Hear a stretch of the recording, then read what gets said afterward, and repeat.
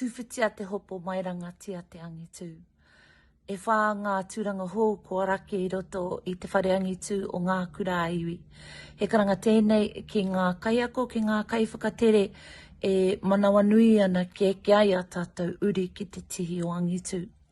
E kimi ana mātou I tētahi kaiwhakatere pāngarau, kaiako pāngarau tērā, kaiwhakatere taiao, kaiako pūtaiao tērā, ka toru ko tētahi e ngā kaunui ana kia a tātou uri I roto I te ao hākina no reira ko tētahi kaiwhakatere hākina ka mutu ko tētahi kai hautu oranga hei arahi a tātou I roto I tērā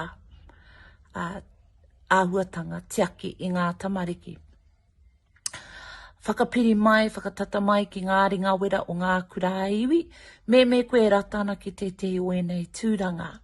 Mo te roanga o ngā kōrero tirohi a tā mātou whārangi ipurangi a ngā kura aiwi. Hei te whā o Noema ka katia enei tono no reira whakapā mai me he pātai a koutou.